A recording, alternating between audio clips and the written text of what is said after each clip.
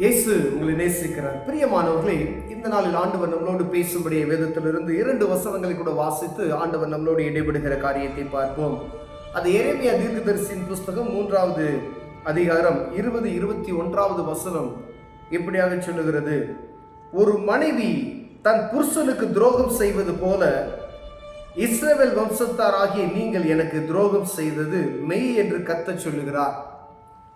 இஸ்ரவேல் புத்திரர் தங்கள் வழியை மாறுபாடாக்கி தங்கள் தேவனாகிய கர்த்தரை மறந்தது நிமித்தம் அழுது கொண்டு விண்ணப்பம் செய்யும் சத்தம் உயர்ந்த ஸ்தானங்களிலே கேட்கப்படும்.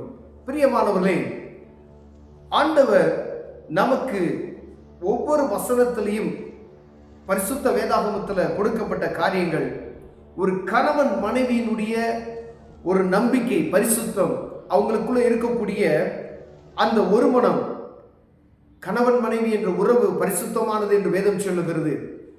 ஒரு கணவன் மனைவிக்கு துரோகம் செய்து விட்டாலோ, மனைவி கணவனுக்கு துரோகம் செய்து விட்டாலோ, இது மன்னிக்க முடியாத அவங்க இருதயத்தில் காணப்படுகிற ஒருவருக்கொருவர் காணப்படுகிற அந்த மனச்சஞ்சங்கள் அவர்களுக்கு தான் தெரியும்.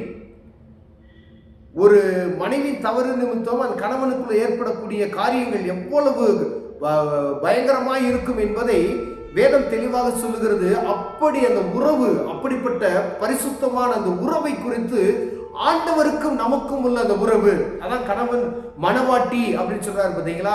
அப்ப மணவாளன் மணவாட்டிக்குள்ளேயே எவ்வளவு அந்த ஒருமனம், அந்த பரிசுத்தம் இருக்குமோ, அதே போல ஆண்டவருக்கும் எனக்கும் உள்ள பரிசுத்தம், அவருக்கும் எனக்கு உள்ள நெருக்கம் அப்படி இருக்கணும்னு சொல்லி ஆண்டவர் விரும்புகிறார். பிரியமானவர்களே, அப்ப பாருங்க, ஆண்டவர் பாருங்க, அந்த மணவாட்டி மணவாளனுடைய அந்த விஷயத்துல ஏன் நீ, அதாவது ஒரு கணவன் மனைவி என்றால் அவனுக்கு தான் அப்படின்ற அதுல வேற ஒருமை மாற்ற முடியாது.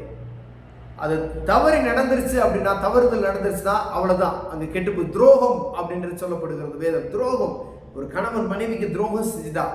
அதே போல ஆண்டவர் சொல்றாரு, அந்த அளவுக்கு அந்த இது எவ்வளவு ஆழமா இருக்கிறதோ ஆண்டவருக்கும் எனக்கும் உள்ள காரியம். நீ ஆண்டவரை விட்டுட்டு நீ வேற ஒரு பார்வையை பார்த்துட்ட அப்படின்னு சொன்னா ஆண்டவருக்கு நீ துரோகம் செய்து விட்டாய், அந்த பரிசுத்தம் கெட்டு போச்சு அப்படின்றார். அது நிமித்தமாகவே அழுகுரலின் சத்தம், நீங்க படுகிற பாடுகள், வேதனைகள், துன்பங்கள், யாரோ எந்த சன்னதியாரோ மூதாதையர்கள் செய்த காரியமோ, இஸ்ரவேல் ஜனங்களுக்கு அவங்க ஆண்டவர் கொடுத்த அந்த கற்பனைகளை மீறி நடந்தது நிமித்தமோ, அவங்க அந்த ஆண்டவரை விட்டு வேறு வழிக்கு சென்றார்கள் பார்த்தீங்களா, பார்வை வேறு பக்கம் போனது நிமித்தம் நீ எனக்கு துரோகம் செய்து விட்டாய், இது நிமித்தமாகவே நீ கண்ணீர் வடித்து மேடைகளில் ஒரு சத்தத்தை கேட்கிறது என்று ஆண்டவர் சொல்லுகிறார். பிரியமானவர்களே, ஆண்டவருடைய பாரத்தை பாருங்களேன், எவ்வளோ மனவேதனையோடு ஆண்டவர் ஒவ்வொரு தனிப்பட்ட மனிதனுக்கும், கர்த்தருடைய பிள்ளை, கிறிஸ்தவன் என்று சொல்லக்கூட இருக்கிற ஒவ்வொருவருக்கும் ஆண்டவர் இடைபடுகிறதாவது, பரிசுத்தமுள்ள தெய்வத்தை நாம் ஆராதிக்கிறோம் என்பதில் ஒரு துளி அளவும் அதுல என்ன செய்ய முடியாது, மாற்ற முடியாது. இது பரிசுத்தர், பரிசுத்தர், பரிசுத்தர், சேனைகளின் கர்த்தர் பரிசுத்தர். அந்த பரிசுத்த தெய்வத்தை ஆராதிக்கணும் அப்படின்னு சொன்னா எவ்வளவு பரிசுத்தம் நமக்கு வேணும் அப்படின்னு பார்த்துக்குங்க.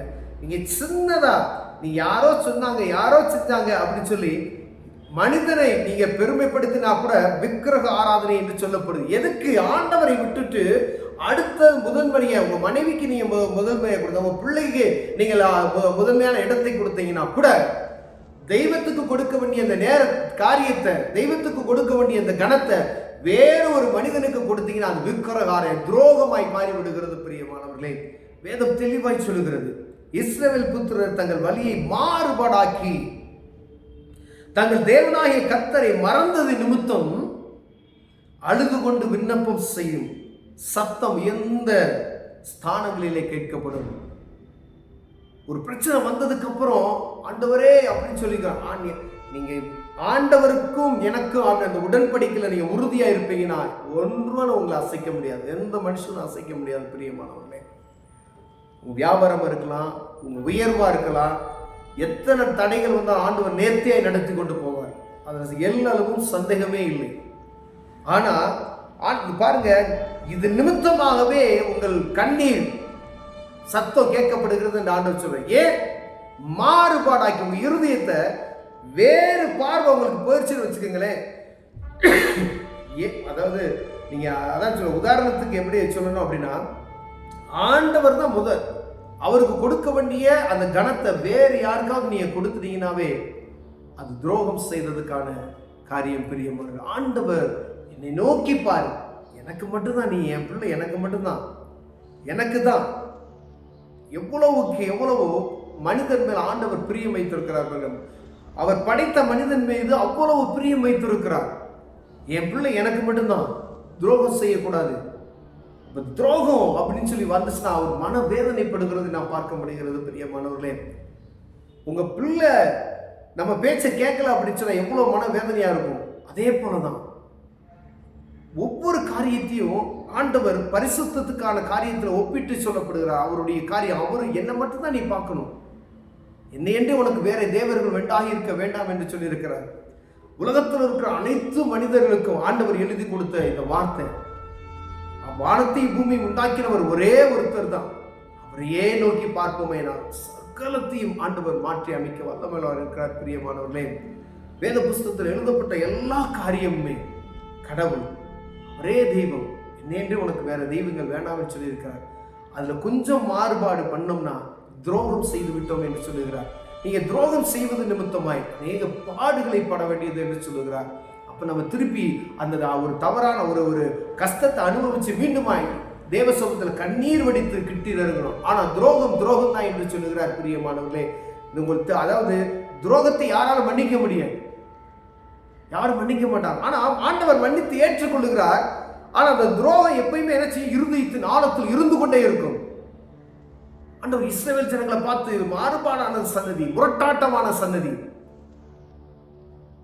அநேக நேரங்களில் கடிந்து கொண்டே இருக்கிறது. அதே போலதான் ஆண்டவர் இப்பயும் நமக்கு சொல்றாரு, என்னை பார்க்கறத விட்டு நீ வெளியே பார்த்துறாத அப்படின்னு சொல்றாரு. அப்படி நமக்குள்ள ஏதாவது தவறு இருக்குமைனா ஆண்டவரை பார்க்கிற பார்வையை விட்டுட்டு லேசா வேற மாறுபாடான வழிபாட்டு முறைகளை நாம் வைத்திருப்போமைனா ஆண்டவர் அதுல வெறுக்கிறார். பிரியமானவர்களே, வானத்தையும் பூமியை படைத்தவரை நோக்கி பார்ப்போமேனா, அவரையே நோக்கி பார்ப்போம், ஆசீர்வதிக்க வல்லவராக இருக்கிறார். கண்களை முழுவதும் அன்பின் தகப்பனே, உண்மையென்று எனக்கு வேற தேவர்கள் வேண்டாம் ஆண்டவரே, நீ ஒருவரே கர்த்தர், உண்மையே நோக்கி இருக்கிற ஆண்டவரே, இருதயங்கள் வேறு பக்கம் திரும்பாதபடி எங்களை காத்துக்கொள்வீரா. இயேசுவின் நாமத்தில் ஆமென்.